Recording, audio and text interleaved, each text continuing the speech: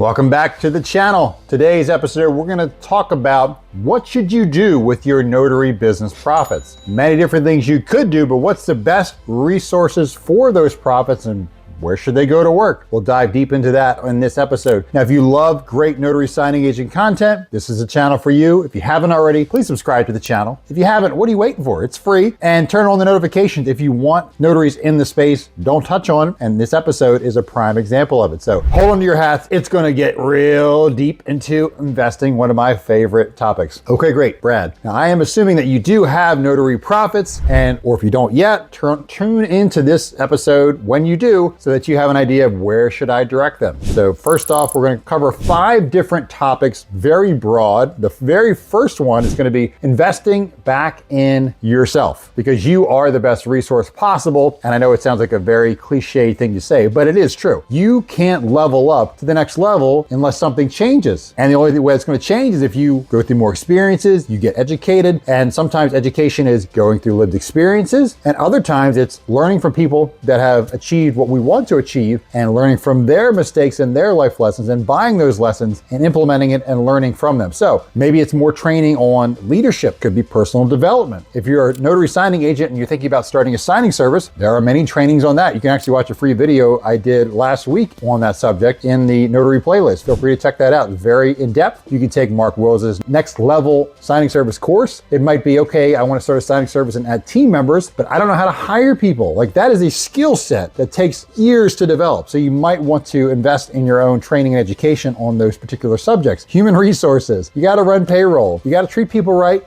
Do you offer benefits? Like, there's so much you can learn about a subject you may not be familiar with. So investing back in yourself for training and personal development to take your business to the next level, whatever that may be, could be incredibly beneficial to you. Number 2 investment choice for your notary profits is going to be your own business. Okay, so taking profits and reinvesting back into the business that's already spitting out profits is a great idea, especially if it can get you even more sales and more profit. So a couple examples of that. Maybe you have a mobile scanner that has a very limited capacity. It's a very cheap scanner, but it's gotten you to this point. Maybe you need to invest in something bigger, maybe an Epson ES500W is what I use for a mobile scanner. Maybe you want to upgrade to that, so you're saving time when doing scans, so you have more time to go do more signings. Or same thing with the printer. Maybe you only have one printer, it's at your home office, and you're like, maybe I need a mobile office so I can go and get more closings, get more revenue, more profit, so I don't have to come and drive home every time I got to print or scan. In fact, that's how I started my notary signing agent business. My first printer was in the back of my Acura MDX, actually, is what I was driving back in the day. And that's how I started. And then in wintertime, I was printing documents for my driveway and it was like 20 degrees. I was like, forget this, man, I need another printer. So I took my notary profits at that point and bought another printer, same thing, another Brother 6200 dual tray for my office. And that way I was able to continue to grow my business. And so those were important tech pieces I needed to reinvest in myself, in your own business. Maybe it's reinvesting in marketing, spending more money marketing, whether that's advertising, whether it's Facebook or LinkedIn ads, whether it's marketing baskets. Maybe you're upgrading that. Instead of baking cookies, maybe you upgrade to pens and goodie baskets and donuts and Panera bread and whatever it may be. Marketing is a very great place to reinvest business profits, to continue to grow your awareness in the market and to capture more prospects that can turn and convert into leads. And then team members, obviously spending money on team members so you can grow and replicate yourself by starting a signing service. Or even if you're a notary signing agent and you just need to buy yourself time to have someone that's an assistant, maybe it's a VA, maybe it's a part-time assistant that can do your scheduling for you, do some of your bookkeeping, do some of your social media management, help you film and edit, someone that will buy you time so that you can grow your business even farther, because there is a constraint. It's you are the constraint always. And it's how can I replicate myself, and reinvesting back in your business might be a great opportunity for you. Number 3, the stock market and cryptocurrencies. So very, very, very traditional place to invest, not crypto, but stock market. And people are very used to the terms ETFs, exchange traded funds, mutual funds, individual stocks, Bitcoin, Ethereum, and that might be a place to park some of your business profits. Now, in general, when you're investing, when I'm talking about not in yourself and in your business, but now we're talking about outside investments. In general, a great rule of thumb for investing is never invest in something you don't fully understand. So I'll just say this, on a scale of 1 to 10, if your knowledge about this investment is anything less than probably a 6, you probably are better off sticking in the bank for now until you get that knowledge base up to at least a 7 out of 10 on this investment, expertise-wise. Because otherwise, if you are average and you have average knowledge, you're going to get at best average results or below average results if you have below average expertise and knowledge in this field. And that's why so many people preach diversify, because diversification is for people that don't know what the hell they're doing. And it's so that you can, instead of having everything in one basket that you know really well and you're an expert at and you know the ins and outs and you can't get burned because you just are that freaking knowledgeable about it. If you don't know anything, put 20% in 5 different baskets, and that way, you know, if 1 or 2 go to crap,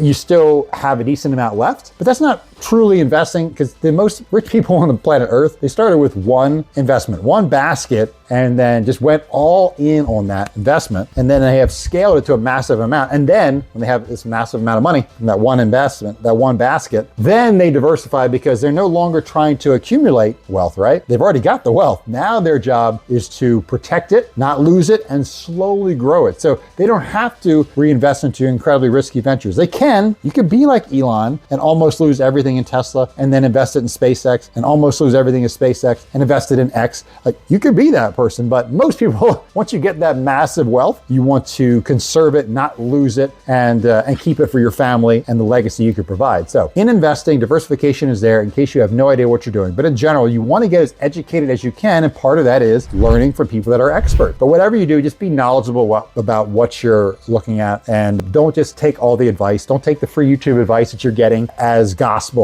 Do your own research, get educated in whatever you're investing. Beat that horse to death. Moving on. Number 4 investment for your notary profits, other businesses. Now, I talked to a lot of successful notary signing agents and signing service owners, and I asked them what they're thinking about investing in, and other businesses typically comes up. Now, what type of other businesses? Well, if you're a signing service owner, you could potentially buy another signing service and grow your own business by doing little work, by taking their clients that they already have established and the good parts about their business and incorporating into yours. And that would be a tremendous use of your business profits to grow your business. So that's what large companies do that no longer innovate, but that's why Facebook bought Instagram, because they could see the tremendous value there. Google bought YouTube, et cetera, et cetera. The big companies are going to buy the smaller companies that can add tremendous value to them. You can do the same as a notary signing agent and signing service when it makes sense to do so, as well as other businesses totally not related to the notary industry. Some of them are interested in investing in more passive style businesses. So whether that's passive in the sense that there's not a ton of active work involved. So I'll give you an example. Let's just say it's vending machines or car washes or anything where you're not physically having to be there for the business to run. It could be more of a passive style business that you could invest your profits into. Again, do your research, and could be that you're investing in other businesses, but you are not the main owner. You could be a silent partner or a limited partner. I see this in the next strategy of investments we'll talk about, but I'll bring that up then. But that's a possibility too, where you can invest in another business and maybe be a 10% silent partner where you're getting the profits, your cut of that, but you're doing no work at all. Again, do your research when investing in other companies. And the last one, which is my favorite investment place, would be real estate for your notary profits. I love real estate. If you can't tell already, if you've watched this channel, you should know that. Now, what I was referencing a second ago was, if you're a silent partner, you could do something called a syndication, where there are not really silent partner, I believe they're called. There's general partners and LPs, limited partners. So you could be the limited partner, and you can invest, let's say, $10,000 into a syndication, at where you are going to get some of the benefits of real estate, where there are some tax benefits. There are benefits when the property is sold many years down the line because of all the accumulation and the equity that you're building up. And of course, you'll have monthly cash flow that's sent to you. So that part's nice. But for me, I want to be more involved because I don't want to, I'm not doing much in a syndication. So my risk is low, so my reward is low. The risk is really making sure you're, investing in a syndication with